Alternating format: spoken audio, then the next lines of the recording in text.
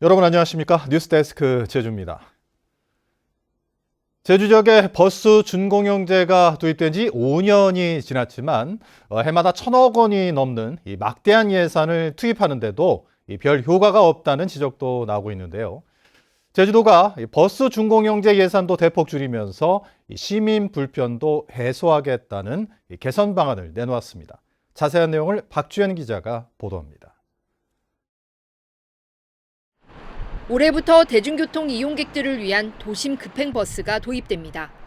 제주 지역 차량이 68만 대를 넘어서면서 교통정체가 갈수록 심각해지고 있기 때문입니다. 제주시 동서축과 남북축, 서귀포시 동서축 등 3개 노선인데 지금보다 10분 이상 소요 시간을 단축한다는 계획입니다. 읍면 지역에는 승객이 부르면 와서 원하는 곳까지 태워주는 탄력 노선형 버스가 도입됩니다. 버스를 콜택시처럼 이용하는 이른바 호출버스인데 15인승 미니버스로 운영될 예정입니다. 제주도는 대신 이용객이 적은 버스 노선 25개를 합치거나 없애고 관광지 순환버스도 폐지해 차량 56대를 줄이겠다고 밝혔습니다. 출퇴근과 통학 시간대의 배차 간격은 줄이는 대신 나머지 시간대는 늘린다는 계획입니다. 이렇게 효율적으로 운영하면 버스 준공영제에 투입되는 예산을 줄일 수 있다는 것입니다.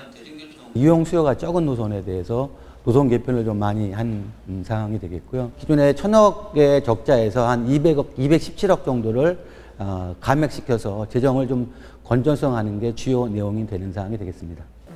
하지만 버스 노선이 적다 보니 시민들이 불편하다는 지적과 함께 영평 알동네 정류소에서 함덕 가는 동부선 또는 신제주로 가는 것을 1시간에 한 대라도 좀 연결할 수 있는 그런 방법이 없는 것인지.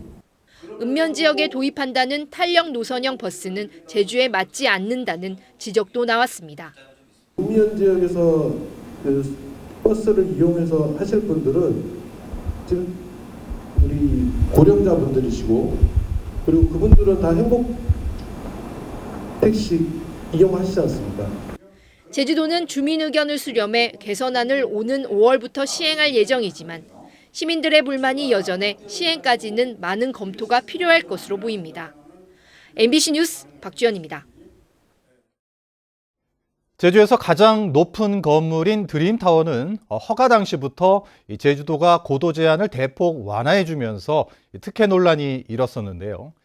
결국 드림타워 인근 지역 주민들이 대기업만 특혜를 줘서는 안 된다며 자신들도 건물을 높이 지을 수 있게 해달라고 요구하고 나섰습니다. 김하은 기자입니다. 높이 169m, 38층짜리 쌍둥이 건물. 제주 시내 최고층 빌딩 드림타워입니다. 원래 이 일대 건축 고도 제한은 55m. 지난 2009년 제주도가 이곳을 제주의 랜드마크로 만들겠다며 고도 제한을 대폭 완화해줬기 때문입니다. 하지만 드림타워를 제외한 주변 지역은 다릅니다. 이곳 노형동 지역은 고도 제한에 발이 묶여 최대 35m, 12층 높이까지만 건물을 지을 수 있습니다. 이 때문에 30년 이상 된 오래된 주택들을 다시 짓고 싶어도 고도 제한에 막혀 재개발이나 재건축이 쉽지 않습니다. 노영동 주민들은 드림타워와의 형평성 문제를 들어 제주시에 고도 제한을 완화해달라고 요구하고 있습니다. 저희 재산권을 행사할 수 있도록 준주거 지역은 55m, 주거 지역은 불과 10m를 올려서 45m를 해달라는 것입니다. 제주시는 오는 6월 도시기본계획 재정비안을 만들 때 신제주 일대 고도 완화나 용도지역 변경 등 내용을 포함할 수 있도록 검토하겠다고 밝혔습니다. 노영동 주민들은 오는 21일 지역 주민과 도의원 등이 참여하는 도시계획 관련 주민 토론회를 연 뒤 고도 완화를 본격적으로 요구할 계획입니다. MBC 뉴스 김하은입니다.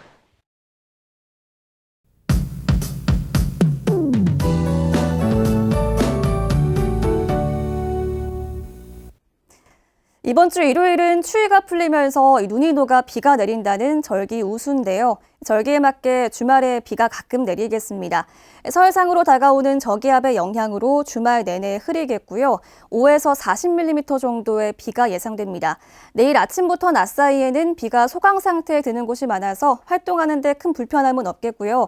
일요일 새벽이면 대부분 비가 그치겠습니다. 단 북부와 산지는 일요일 오전까지 비가 이어지는 곳이 있겠습니다. 바람도 점차 강해질 텐데요. 산지에는 바람이 순간풍속 초속 20m 이상으로 강하겠고 해안 지역에도 초속 15m 안팎이 예상됩니다. 시설물 점검 잘 해주시기 바랍니다. 저기압을 따라 온화한 남풍이 유입되면서 기온은 크게 올라가겠습니다. 내일은 낮 최고 기온이 17도까지 오르겠습니다. 주말에 비가 그친 뒤에 다음 주에는 다시 찬 공기의 영향을 받으면서 예년 기온을 밑돌겠고요. 다시 추워지겠습니다. 내일 자세한 지역별 기온 보시면 북부와 동부 지역은 11도로 시작하겠고요. 서부 지역 12도, 남부 지역 13도가 예상됩니다. 오늘 아침보다 5도가량 높겠습니다. 내일 낮 최고 기온은 북부와 동부 지역 17도, 서부 지역 15도, 남부 지역 16도 안팎이 예상되는데요. 예년 기온을 8도가량 웃돌겠습니다. 내일 바다의 물결은 오후부터 점차 높아지겠습니다. 내일은 물결이 최고 3m까지 일겠고요. 모레 일요일에는 최고 4m까지 매우 높아지겠습니다. 다음 주는 대체로 맑은 날씨가 이어지겠고요. 날이 추워지는 만큼 큰 기온 변화에 유의하시기 바랍니다. 날씨였습니다. 제주도 기자협회 신년 하루에서 열린 2022년 제주도 기자상 시상식에서 취재 보도 부문에 제주 MBC 권혁태, 박재정, 강흥주 기자의 제주시장 후보자 농지법 위반 땅 투기 의혹 단독 보도가 수상했습니다. 이번 보도는 투기 의혹 소문에서 시작된 사안에서 현장 확인 등을 통해 농업경영 계획이 허위로 작성된 사실을 밝혀내 시장 후보자가 인정하고 사과해 철저한 인사검증의 필요성을 부각시켰다는 평가를 받았습니다. 어젯밤 10시쯤 제주시 구자읍 송당리 대천 교차로 인근 도로에서 33살 여성 관광객이 몰던 SUV 렌터카가 전신줄을 들이받고 뒤집혔습니다.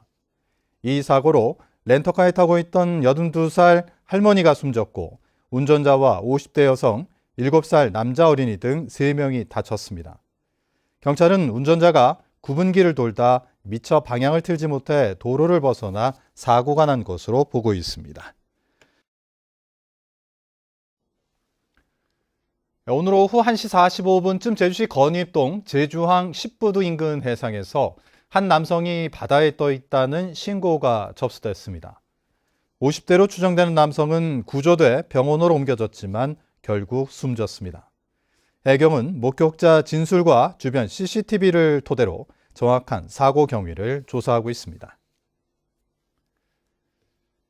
제주 서부경찰서는 만취 상태로 택시를 훔쳐 달아난 혐의로 20대 남성을 붙잡아 조사하고 있습니다.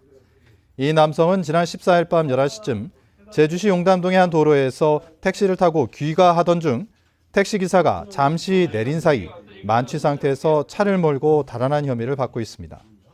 이 남성은 제주시 오라동까지 8km를 달아났다 40여 분 만에 경찰에 붙잡혔습니다. 제주뉴스 마칩니다. 고맙습니다.